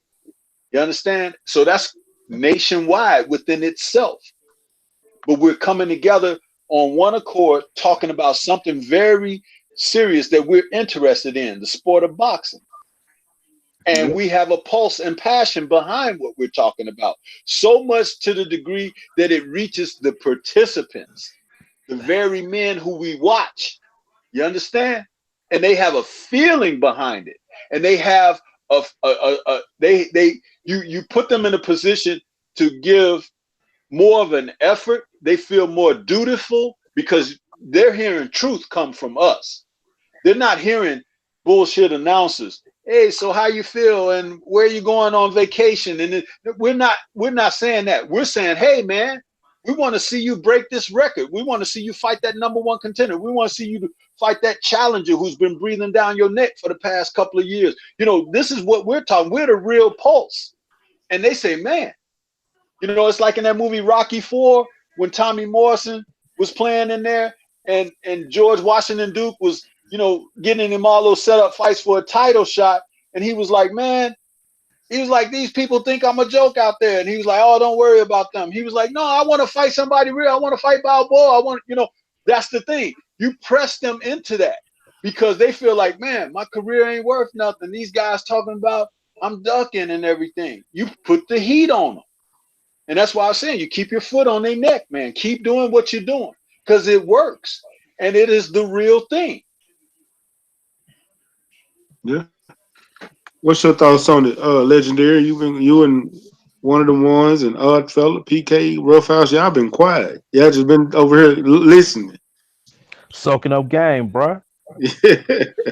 Yeah, Oh, me that's what it too. is. Indeed. When one of the wise men of boxing's on the panel, man, you just gotta sit back and chill and listen in. You know what I mean? It's so game for real. You know what? And also a little promotion for those channels too. Listen, every weekend, every Saturday, watch the Three Wise Men of Boxing 2, and then Sunday, OG Boxing Talk, dude. Y'all getting all the old school stuff that you better listen to, man. It'll make you smarter. He ain't lying. That's Y'all make right. sure y'all go check them out too. Check them out. Yeah, to be honest with you, Mac, I thought you was gonna touch. I thought you was gonna touch on that lady from Texas that got shot. I didn't know about this one Bro, that you was referring to be just honest. now. So I was just listening to you know. One of the ones you a motherfucker, boy. Hey, but he know how I am. He ain't lying. I normally would, but bro, hey, one of the ones. I'm gonna be honest with you, bro. I'm tired. Like, bro, I'm tired. Y'all don't even understand. I'm tired. Nigga, I'm Mm, all right too, nigga. Yeah, Hey, I'm keep. sitting on the weight bench right now, though, man. I owe myself something, though, man. You I'm know what talking I'm saying? I about. gotta get it how I live, but nigga, I ain't been this tired in a long time, man. I'm talking about tired of talking about these police shootings. Oh damn. Oh okay. I'm Hey man, tired that way too. I didn't even go to the gym today. My body hurt, bro. I can't even go. I ain't gonna even lie to you, bro. I'm hurt. Yeah, so I know about this story. So I was just listening in. You know what I mean? Just Yeah, man. hey, downloaded the that shit information. happened on the east side too, man. Yeah, it happened in Baytime, man. Yeah. That shit really pissed me off. But I ain't gonna keep giving the glory because I think they're doing the right thing. Because I'm gonna tell y'all something. Down here in Texas, we got our own police. We got the regular police. You got your constables. You got your sheriffs. Then you got your state troopers. Then you got the FBI. But then you got somebody that's over the FBI because we Texas. We got our own like shit. They got the Texas Rangers. Them hoes then came to investigate. Now it done got real. When they come in, it's gonna be real thorough and they ain't playing no games. Hey, but watch this here though, man, because you know they I remember back in the Sandra Bland case. They turned the case over to them niggas. Boom, a lot of shit went away. Story changed, everything. Back door up in Dallas, when the lady came out, knocked on homie door, whatever they had going on. She down to my, she thought she was in his house. I mean her house. Remember that shit when the Yeah, I lady do knocked remember on? that shit. Yeah. Hey y'all, did y'all hear about that? Y'all remember that Hey, shit bro, happened? you know what? We ain't heard nothing since, bro. That shit You didn't. feel me? Just watch how it worked though. But every time when they call these niggas in for some reason, cause look, if you remember that case after she spoke with them, she came back with a whole different story, nigga. I'm talking about they had that bitch laced, nigga. Ain't nothing finna happen to it, man. Hey, look, they gonna chunk a couple dollars to the family. That's how they do us all the time. And that be the fucked up part, because emotionally we be emotionally invested in shit, and they be in there talking about cash money. I'm talking about hard cash. They gonna cash you out. But guess what? On the flip side, like even Sandra Bland, mama coming out now talking about they need to reopen the trial because the video from her cell phone coming out now. Well, they not Them gonna. white folks not trying to hear that, because They, guess what I know? You took the check already, nigga. it You ain't know what even I'm if they saying? took the check. Hell, they done already charged the old dude. He done got charged. He can't get double charged. Nah, he ain't that nigga good. They just told him he can't be a police again. You know what I'm saying? But you know, they set you up with a oil company, you know what I'm saying, down the street, nigga, and you running that bitch. Man, this shit just works so many crazy ways. But yo, the whenever them hoes come in, cause look, they gotta get that shit straight right now because they trying to say she pulled a taser out on it. But he just shot her with the motherfucking taser. You know what I'm saying? So if you know anything about a taser, you know you gotta put that bitch back together before you get fire off. How the fuck she was gonna bust at you with a taser that's already deployed? You know, it's a lot of crazy shit going on with all that though, man. But that shit wild, man. That nigga executed the These killer right there. cops need to come up missing, man. That's the bottom line. They Real need to Motherfucker, come talk. up Trying to missing. tell you, They need to come up missing. When it, you know, we're not talking about an action taken like on the street. This, the cop got killed. No, they need to come up missing. They need to disappear. you And the got thing about Zimmerman it, running never to around be here. seen again. Never to be seen again. You're a cop killer, you get removed. Now, who does it? I don't care. But I'm just saying, when Hey, it happens, I ain't gonna get into that part. We can talk about that outside the channel because hey, that was right yeah. there though. I'm gonna tell hey, you, Foreman, hey, I touch stuff is 100% agree. But Yeah, we I on the understand. I wrong. understand. I understand. Yeah. Yeah, because hey, hey, Stormy B had a moment. I know Hey, because I Stormy had the moment fucked before. up. I had to delete the video off my channel because I really went in too. I had to delete that video. I think that video got like 3 views, but I deleted it because I said, yeah, nah, they not for the have the feds watching me. Yeah, Stormy B I man, apologize, Stormy Mac. B I man joined. Oh, apologize, Mac. you good because we didn't go in detail. But if you'd have called me on one But of it is quite an emotional. It's an emotional subject, and that's something we should even just vacate that conversation because there's no way to feel good about that at all. yeah, that's why I don't like talking about it because, bro, I'm gonna be honest with you. One of the ones I know we here in America and you over there in the UK, so it's a little different. But when we see it on a regular, it's like every time I didn't actually start deleting channels on all my social media that sit there and post it because the more I see it, the more I get pissed off. And it's like when I see these motherfuckers in person, I want to do something to them, but I can't because you know what? It wasn't him that did it. Yeah, You know what I'm saying? I actually was at the corner store the other day and was talking to a police officer, cool as a fan, black dude, cool as a fan, and I'm like, I don't even like the police. I don't. I hate the police. Period. It ain't nothing about a police officer that make me like them. I hate them. But for me to sit there and just out the blue, he just asked me a question and we end up having a decent conversation. It lets me know it's still some of them that's all right, but that don't mean I gotta fuck with all of them. So I can't sit there and have that amnesty against all these police officers. I can't because that'll be the same reason we upset because they have that feeling about us. yes, They sir. feel like all of us are bad, but it's still a few good ones. So I'm sitting there looking at them like, oh y'all bad, but it's a few good ones. No, I can't be like that. Even though I want to be. Oh, I want to Hey, be. but watch this here too, though, man. Because I just gotta ask you this: when was the last time you seen one of them bad cops turn? I mean, one of them good cops turn one of them bad cops in and That's shit what I Not got was too just long repaid? gonna ago. say. Because They guess Hold what? won't. on. Not too If long they're a ago. good cop, if they're a good cop, generally a good person will just quit. Bro, y'all, I'm telling y'all right now, not too long ago, y'all mustn't see them videotapes that just popped up in New York. That Mexican police officer that turned in all them laws. Yeah, they had a black Oh one yeah, too. They yeah, I fired heard his about that. motherfucking ass though. Yeah, yeah, I think that blue line is starting to get a little thinner, and you get more people walking over. But even if that one right there, that's a start, just to open up some of these police officer eyes. That's a I start. heard about that case. Hey, Hey, that should be so crazy though because man, that shit be going so high up. You know, the mayor run the city police departments. You know what I'm saying? yeah, He yeah, that's the you know what I'm saying. So that shit go all the way up. That's why Sylvester Turner. I'm gonna tell you something. That nigga fucked himself in that little raid when them laws went in there and kicked them people dough in. Talking about they had a Heron House and killed that lady and that man. You know what I'm talking about, man? I think I know what you're talking about. Man, hey, It's, the laws. Hey, y'all remember Denzel Washington on Training Day? They had a loud man down here like Denzel.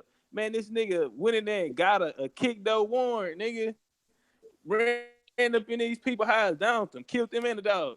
Came out and said they just had a shootout with them. You know what I'm saying? The whole time they didn't hit the wrong high. So like 4 laws got killed. Homie shot it out with him. Boom, boom, boom. They killed the dog, then shot his wife. He shot it out with him. They killed him too. So back though, he shot like 4 of them hoes though. So they all when I seen Sylvester Turner at the hospital, I was like, okay, all right. But the next day, he was up there the next day, and he started to my pray for the officer. Pray. I said, oh boy, you hoes dirty. You hoes dirty, man. Something ain't right. And then they came out. It was another house with the same address, but this house got cameras all around it and shit. I said, oh, they trapping in that motherfucker. They see everything down the street. You know what I'm saying? They see you coming. So they ran in the wrong house, man, and killed these people. But the mayor tried to help cover that shit up, man, because it's election time now. You know what I'm saying? So he I'm ain't gonna want tell that you shit right out. now, Sylvester not gonna get revoted in. And that's fucked up. It was some good qualities I liked it about that nigga. You know, he was tapping in. You know what I'm saying? He was accessible, man. We get one of them white boys in, a nigga better not even look his way. He'll probably spit on your ass. I'm telling you, Sylvester was cool. That nigga gonna come to the barbecue. You know what I'm saying? He be out there with the rappers. He on the floor with the Rockets and shit. You know what I'm saying? He was cool. You right. You right, but when you treat certain you treating councilmen wrong. You treating people that's still sitting there trying to tell you stuff right. You treating them like shit because of your level of power. He Yeah. got caught stealing money. Oh yeah, he's a slick motherfucker, man. That's how. Look, you can't be able to do. Look, Martin Luther King used to get down there on the dice, nigga. Martin Oh, Luther I King know. used to smoke cigarettes and drink liquor. That Yeah, nigga, I know. yeah, he go out there, yeah, them niggas in the alley He used to gambling. gamble on the pool table. Yeah, man, let me step over here. Yeah, but this Dr. King though, so you know that nigga there, Sylvester Turner, them niggas be slick, man. They be Yeah, slick. but see, it's a good thing when you slick and do it and not get caught. But when Yeah, these people say they catch you every time you look around, you not slick. You just sneaky and getting caught. and Houston, the red city, man. Them like, hey man, it's too much money down here. Yeah, You know what I'm saying? You ain't running shit, nigga. You might think you here for a reason, nigga, for a real reason. You know what I'm saying? And that's it. Yeah, don't get it twisted. So yeah, his ass probably do be out of here, man. We probably get a white woman or something. Watch. But yo, check this out though. My bad if I've made the whole conversation go in a Yeah, nigga, different you fucked it direction. up, man. You the blue Yeah, oil fella, huh? yeah. Yeah, my bad. You know what I mean? I just see the brothers, this live and direct from the situation. I just thought I'd ask, we can have that conversation on my channel or something, you know what I mean? So, yeah. I'll just kind of move I'm, on. I'm willing to talk about it, but you gotta let the situation calm down just a little bit. Yeah. As I say, Right yeah, you now, know what I it's mean? like But it's apologies just happening. if it's touched certain people a wrong way. I ain't even see it like that, you know what I mean? No, So you it ain't that you touched it. It's just fresh and it's aggravating, especially when it's in your own time. You know, yeah, I and hear it's that. like I hear that. it's not so much that she was screaming out she was pregnant. She was schizophrenic, and it's nothing that she could have did in that moment that possesses him to fire 5 shots into her. Like nothing at all. I don't care what it was. Even if she grabbed your taser, what was you messing with her in the first place for? Did she do something wrong for you to go over there and pick at her. You can't say, okay, she looked familiar and I knew she had a warrant. What does that mean? Because in that same token, she did nothing wrong for you to even assume or go mess with her just because she had a warrant. You wasn't looking for her because you wasn't serving a warrant. So you had no reason to even violate her constitutional rights to walk Facts, that nigga was home. off duty. You know when they off duty, that shit don't apply. None of that Exactly. shit, nigga. You ain't on the bags, nigga. You hustling right now. You getting some side money. That's what they call it. I know because the police stayed with me for 18 months. You know what I'm saying? Yeah. Hey, we on some Bunny and Clyde. Hey man, boy, I gotta set that Patreon up, man. Hey man, y'all want to talk about this shit? But Say yo, legendary. It's the yeah, same, let's Man, same I shit gotta they set say that every time. Patreon up, man. Hey, Like legendary. he looked like someone, or he looked like a suspect in a certain crime, or looked like someone that had a warrant, or that's what they always say. Legendary, Right. I'm with you, bro. I do need to set up that Patreon because I got stories out this ad. Hey man, Matter for of fact, real though. let me tell y'all. I'm gonna give y'all this one story and this one story on. Let me tell y'all how one of the reasons I hate the cops. It's never been a. I've I've rarely, and I really mean rarely, had a good encounter with a police officer. I was literally. I lived on the southwest side at the time. I stayed in West Chase, right there off of Kirkwood and what the fuck is that? Kirk and San Felipe. Is it? No, Brown Forest. That's what it was. Kirkwood and Brown Forest over there in West Chase up here in Houston.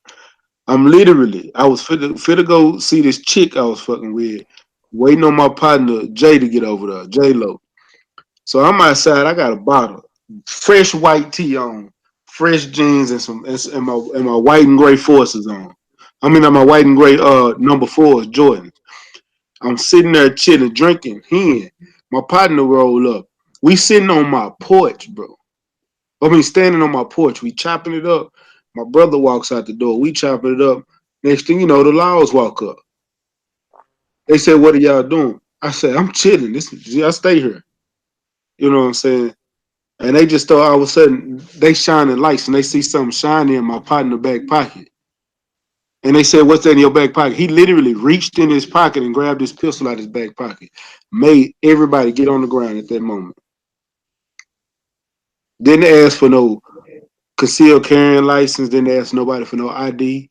We lived there. Made us get on the ground in our spots. If I moved, we'd got shot. I had to lay in dog shit in a fresh white tee on the ground, and I told him where I was. He said he didn't give a fuck. Ran my ID. When he ran my name, my felon pull up. Everybody else came back clean. The first thing he asked me, "Where the weed at?" Didn't ask me nothing else. He just said, "Where the weed at?" I said, "My nigga, I got a job. I don't need to hustle no more." "Yeah, you got some somewhere." I said, "Well, you ain't got no warrant and you ain't got no reason to search me." I said, You can't search me to find out if I got none." They ended up running everybody's name and we all came back clear. They let us go. But yeah, that's the shit that we put up with in Houston. That's just one story. I got many. Ah, nigga, let me go and jump in there That's one. disgusting, bro. yeah, Hey, Matt. Let's move on to something else, man. Because I ain't even want to kind of, draw out that kind of energy. I was, you know, what I mean. Anyway, we'll get into that another time. You know, what I mean, when it's yeah, relevant. we gonna get into it when one go live. Oh Yeah, I ain't man, exactly. gonna We're bro. lie, gonna catch you up on was all that. live the other day. Cause Yeah, You was we'll live the get other day. Stay ready. You gotta have a Patreon for that kind of stuff, though, bro. I mean, I'm sure you oh got a I lot of got stories, man. boy, I got so many. I got one where I got jammed up by the police. They didn't ask me who I was. They just told me to get out the car, put me in handcuffs, and put me in the back seat of their car while they searched my car. Oh yeah, that's regular shit. Hey, them niggas do you like that at the club too, man. Yeah. You be sitting there smoking, niggas just knock on. Hey, boy, they be thugging. Oh, hey, hold on, I'm gonna get a wild motherfucking story, right? All right, look, I had caught this big case, right? Big dope case, man. So I'm fighting. I'm out on two. I'm out on $100,000 bond. I fuck around and miss court because my mama died, and so I had to get out on a $90,000 bond. Just like I believe in second chances. Nigga gave me a $90,000 bond though. You know what I'm saying? So boom, I might boom. So it was in November because that was my sentencing date. Hey, stay ready. You know what? You know where the Metro at by on Kirkendall, the parking ride by Yeah, Kirkendall. yeah, I Yeah, I know stayed exactly what right it is. there. Yeah, I stayed right there behind that motherfucker. You talking Uh, about the one on the other? You talking about the one further down? Dominion, right there in Dominion, Yeah, over there by the old D1, by D1. yeah. Yeah. So I'm in that hoe, man. We coming out the gate. Back then it was number white people stayed over there and shit. So we coming out the gate, they had a little security. And then I'm finna fire the blunt up. My brother snatched it out of my hand. He eat it. It's the laws, nigga. They walked up on the car. I put this on everything I love. The dude at 503 be talking about my nigga James Loco. He was Yeah. like, the law man told him, he said, James say, what you pull me over for? That nigga say suspicion, motherfucker. On my dead mama. This is so he snatched him out the car, put him in handcuffs. Snatched Black Magic out the car, put him in handcuffs. I said, oh, these niggas ain't bullshit. I'm sitting in the middle, cause you know how niggas don't be want to ride in the middle. I'm on the so he pulled I got a paint in my side pocket though. I'm like, damn, nigga, I go to court tomorrow, nigga. Then this my sentencing date. They finna give my time, whatever they gonna do with me. I said, nah, man, I got this paint on me. So soon as I jump out the car, when he pulled me out, nigga, they soon as they pull me out, they cuff me. Yeah. What they don't even know our name, nigga ain't did nothing, man. We just leaving out the spot. So when he pulled me out, I said, hey man, let me get my mama my keys. She right there. That nigga turns around where I hit that nigga with a 1-2, bop, bop. I'm talking about I went left, went right on his ass, and took out. Nigga, I dashed out, but watch this here. It was a Comcast, the cable man. He was coming out the gate while I'm running to across the way from Dominion Square to Dominion Trail. And it's a gate on the side right there. I'm going across. Nigga, why the motherfucking cable man try to run me over, nigga? What? That nigga tried to hit me with the truck. So, blue, I run to the gate. I shake the gate. That bitch was locked. I run all the way down, and I'm coming up like going towards Altix. Man, I'm coming up the thing. I'm trying to catch my second wind. This nigga hit the cone on 2 wheels. Pull up on me, slab, park in the middle of the street, hop out, pull a crowbar off the back of the truck. The cops are after you. You know what I'm talking? I'm my dead mama. I'm my dead mama. Nigga, the cops after you, go back that way. I catch him. Boom, boom. He stumbled. I take off to the gate. It was cold outside. It was November. I had on some blue, white, and orange forces. Man, them hoes was clean, man. This hoe grabbed my shoe, grabbed my leg and shit. So I'm at the top of the gates. I'm catching him with over here. I'm hitting him in the top of his head and his shoulders and his hand. I'm hitting the gate because I'm thinking it's 1,000 laws finna be hitting the corner any second, nigga. Man, I jump over. He nigga snatch my shoe. He see the laws coming. He tell me, I got a shoe size, motherfucker. So I'm running barefooted. I ain't running to the little bitch house anyway. So we passed back through the scene. She finna take me to the trap over there at Rushwood. We passed through the scene, nigga. They got all them niggas sitting out on the curb. I'm like, oh, if I ran, why y'all didn't run? Man, I gotta get somewhere. I got caught in the morning, but I swear to God, man, on my dead brother, I was scared to go back and get that drink. I threw that hoe in the bushes. Nigga, that shit took me probably like a good 2-3 weeks. Then I pulled over my homie. I said, I'll give you an 8 hoe if you just run and go grab stuff out the bushes. But nigga, I wasn't fucking with that shit, nigga. Hey man, hey, I'm telling y'all right now, I guarantee you, out of me, him, and 503 living here in Houston, we got some stories now. Hey, Shelter Holmes, hell yeah, that's where I was, the Abbeys, bro. I lived in the Abbeys, bro. I'll never live in them whole ass apartments again. I ain't bullshit you not. Man, I said I'm gonna tell y'all a quick story real quick, and then we go I'm gonna call the show. Look, me and my homeboy literally walked to the motherfucking corner store one day. No bullshit. Living in the Abbeys. We coming back. It's about 3 o'clock. You know, this around the time school get out and shit. Ain't thinking nothing of it. Walking back to the crib, you know what I'm saying? Because we went to go get some gauze and some drink. Walking back to the crib, we see this chick run downstairs, butt ass naked. Husband would come running out the house. This bitch turned around, bro. She was butt ass naked. Don't know where the fuck she pulled this bitch from, but she pulled this 9 out of nowhere and just started shooting at her motherfucking husband, bitch. I'm like, what the fuck, nigga? We done took off running. We didn't know what the fuck was going on. Come back later, the laws then came and picked her up and arrested her.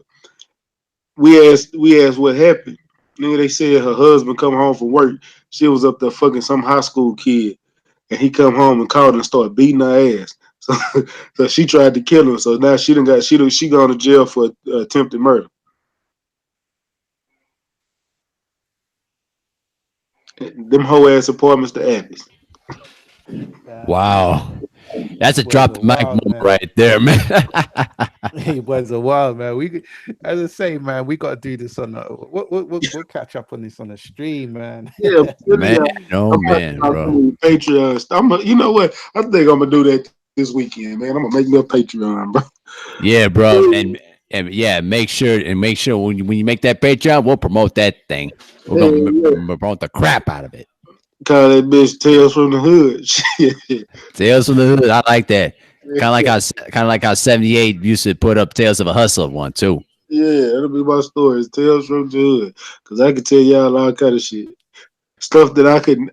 Well, no, I can't tell them stories. No, I if can't. you know how you I used to got be a couple funny, of stories I Sean. can't never tell. Yeah, but the rest of them, yeah, y'all can get all them hood tales. A couple of them, you know. But yeah, man, I'm gonna go ahead and close this show out because I'm finna go out to the garage. I'm finna pour me up a cup of Douce and I'm finna fire up this good old purple. So one of the ones. Let me get some last words, man. Yeah, man. So big up everyone that was on the panel. We had some good people come through. The man like PK, Stormy B, um, the Odd Fella, everyone else that came through. The man like Top Cat. Um, everyone in the chat can't really see it, but the usual suspects that come through on the chat as well. I'm about to go and catch up on Top Cat just dropped a video, so I'm just gonna go and catch up on that real quick. You know what I mean? Always enjoy your content and looking forward to this weekend's boxing, free cards or whatnot. And I'm also looking forward. I hope you come on this Saturday, Stormy B, with your people there, Scrapbook and Kurt Sugar, because that comes on at a nice time for me as well. At the late afternoon, it's just a nice little time slot for me. I really enjoy your show. The Odd Fella, everyone else that I haven't mentioned because I'm on the fly and just freestyling it. If I haven't mentioned you, it's no, nothing, no funny boy business or anything. But yeah, man, it's your boy, one of them ones. Big up everyone, and I'm out.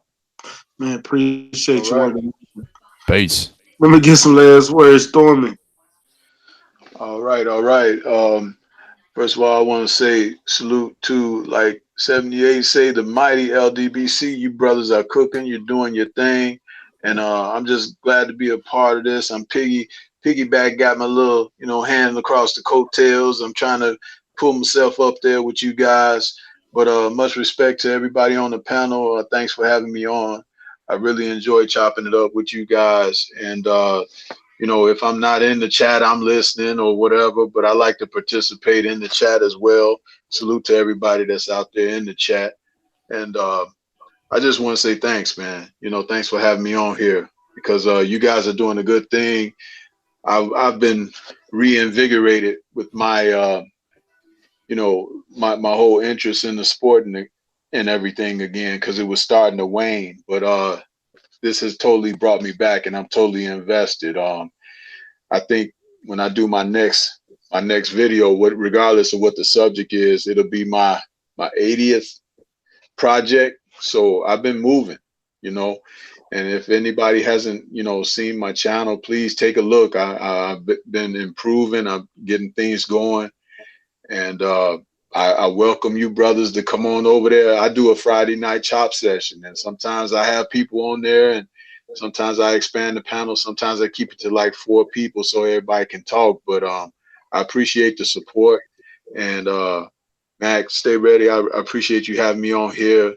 PK, I've been looking to get together with you too, brother. I like what you do, and just respect to everybody. One of them ones. Rough House, everybody, man. Much respect to everybody. Keep doing your thing. This is Stormy B, man. I'm out. Yeah, y'all make sure y'all go subscribe to my bro, one of them ones, and my bro Stormy B, man. If y'all ain't, y'all in last place, man. Go subscribe to my brothers. Every one of the guys on the panel, all that fella, PK Boxing, Legendary, and Able. Y'all make sure y'all go subscribe today. To this day. PK, let me get some last words. Hey, Max, salute, man. I appreciate the link as always. Always great to be part of the boxing conversation. Salute to all the usual suspects on the panel, man. I don't want to miss anybody, so I'll give a big salute to the whole panel. Peace to the chat, man. Salute to the mighty LDBC. I'm probably going to drop a prediction video for the Fight Night Rochester that's going down this weekend for the UFC. Rafael dos Anjos is fighting Kevin Lee, so that should be a good one. And looking forward to the Bronze Bomber. Man, let's see if he gets that body, man. Let's see if he takes care of Breazeale. But yeah, man, salute to him. And thanks again, man. I appreciate it. Salute to the LDBC. Y'all have a good one, man. Catch you next time. Peace. All right, appreciate it. Hey, well, let me get some last words, bro.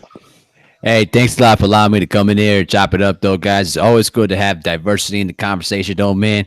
And we're always willing to go through subjects and talk about different things that many people in today's society are unwilling to take, and it's always good to chop it up, talk about all the good old days when we're allowed to talk about anything, and it's, and I also been trying to improve my channel though too. I'm trying to do more live streams on 8 p.m. Central Time, with the exception of the Smoke City Podcast too, and then my regular time at Saturday, Sunday, 3 p.m. Central Time though, man. And this week and then the next few weeks we got the NBA Finals coming up, so I'm kind of deciding to try to do a live broadcast of the whole entire series when that happens though, man. And I can't wait for this weekend when Wilder disposes of Dominic Breazeale and get him out of our faces though too. So can't wait to put Dominic Breazeale's head on my wall.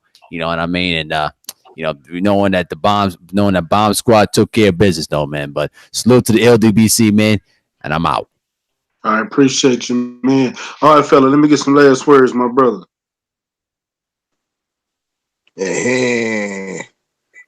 Big salute to everybody on the panel.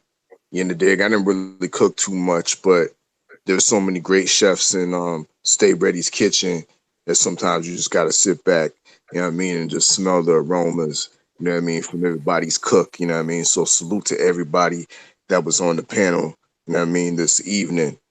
In the dig. So with that being said, it's your favorite, get your most hated all fella.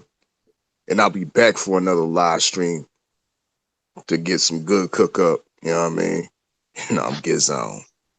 Man, appreciate you, man. And Legendary, close us out, bro.